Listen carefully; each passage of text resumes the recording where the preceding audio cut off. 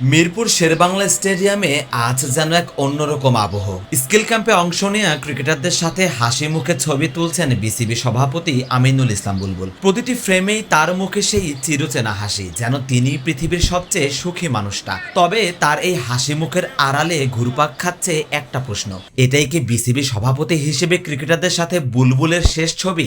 আজ রাতেই কিংবা কালকের মধ্যেই হয়তো ভেঙে ফেলা হবে বর্তমান বোর্ড। এনএসির গঠিত তদন্ত কমিটি আজ রোববার তাদের রিপোর্ট জমা দিয়েছে। ইতোমধ্যে পদত্যাগ করেছেন 7 জন পরিচালক। শেষের দ্বারপ্রান্তে থাকা সেই বুলবুল আজ দেখা করেছেন ক্রিকেটার, কোচিং স্টাফ থেকে শুরু করে বিসিবিতে কর্মরত সবার সাথেই। আইসিসির হাই প্রোফাইল চাকরি ছেড়ে যখন প্রথম মেয়াদে 3 মাসের জন্য দায়িত্ব নিয়েছিলেন, বুলবুল নিজেই বলেছিলেন তিনি এসেছেন একটি কুইক টি20 ম্যাচ খেলতে। সেই অল্প সময়ে তারা নিয়ে কিছু সাহসী সিদ্ধান্ত ও ক্রিকেটের আধুনিকায়ন রাতারাতি তাকে আকাশচুম্বী জনপ্রিয়তা এনে দেয়। ক্রিকেট মহলে বয়ে যায় প্রশংসার জোয়ার। সেই জনপ্রিয়তার রেশ ধরেই তিনি বিসিবি নির্বাচনে অংশ নেয়ার সিদ্ধান্ত নেন এবং শেষ পর্যন্ত দেশের ক্রিকেট নিয়ন্ত্রক সংস্থার শীর্ষ পদে বসেন। কিন্তু কে জানতো মাঠের সে প্রথম টেস্ট সেঞ্চুরিয়নের জন্য ড্রেসিং রুমের বাইরের এই লড়াইটা হবে এতটা কঠিন।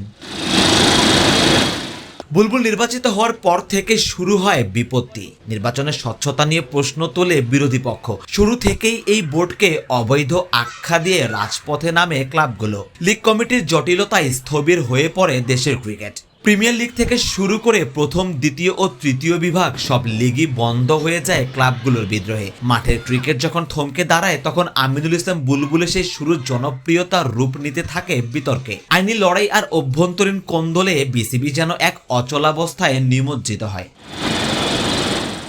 বুলবুলের শাসনামলে সবচেয়ে বড় আঘাতটি আসে বিশ্বমঞ্চ থেকে। প্রথমবারের মতো বাংলাদেশ টি20 বিশ্বকাপে অংশ নিতে ব্যর্থ হয়, যা দেশের ক্রিকেট ইতিহাসে এক কালো অধ্যায় হিসেবে চিহ্নিত হয়ে থাকবে।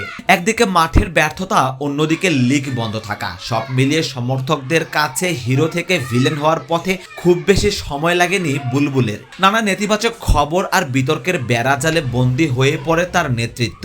অবশেষে এনএসসি তদন্ত কমিটির রিপোর্টের পর তাকে সম্ভবত বিদায় বলতেই হচ্ছে।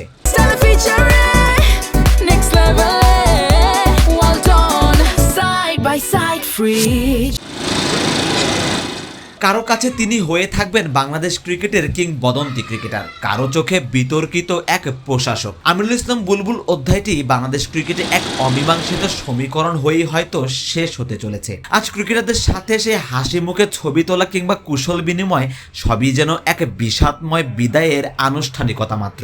ইতিহাসের পাতায় বুলবুলের এই বিসিবি সভাপতি কালটা কিভাবে লেখা থাকবে তা হয়তো সময় বলে দেবে। তবে আপাতত মিরপুরের হোম অফ ক্রিকেট থেকে বিদায়ের করুণ সুরটাই যেন স্পষ্ট হচ্ছে গভীরভাবে।